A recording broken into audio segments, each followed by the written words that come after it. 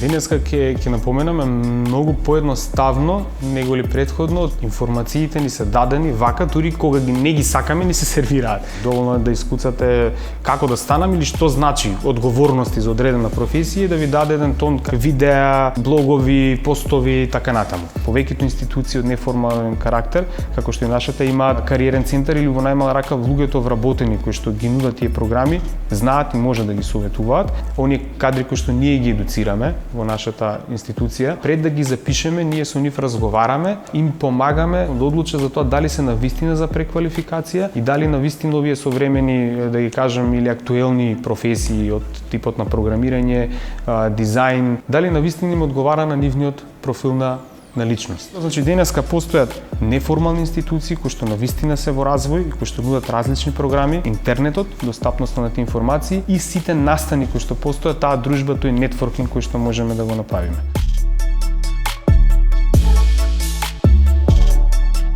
Ние сме ориентирани кон академии и сме специализирани за 4 области: програмирање, компјутерски мрежи, дизајн и софтвер тестинг. Во делот на овие области ние имаме различни едукативни програми кои што ве едуцираат или специализираат за различни професии, од типот на веб дизајнери, графички дизајнери, 3D гейм дизајнери, веб програмери. Имаме програми кои што траат минимум 6 месеци до година дена. Работиме по обширна програма или да бидам многу по-конкретен, во случајот кога вие сакате да станете графички дизајнери. Постои обука за Photoshop Illustrator, тоа е алатката. Меѓутоа, графичкиот дизајн како проблематика опфаќа многу повеќе од таа алатка. Имате и методологија на дизајн, имате историја, имате типографија, имате пекидж дизајн и така натаму и така натаму. Значи, самата професија како професија носи повеќе одговорности и за да тие вие ги спакувате или ги изучите сите, треба да постои палета од предмети, да речам 10 предмети минимум.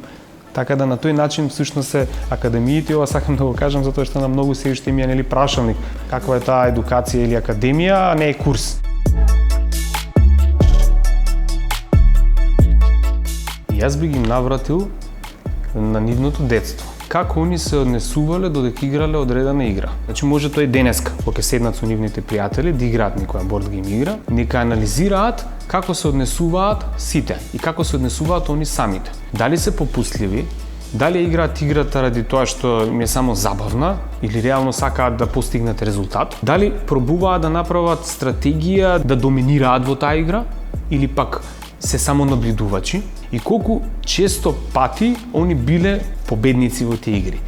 Кога ќе ги дознаат овие работи, ќе знаат многу за самите себе си, а тоа е дали ќе изберат професија во која што ќе има и некаква неизвестност или ќе работат нешто во кое што ќе чувствуваат постојана стабилност.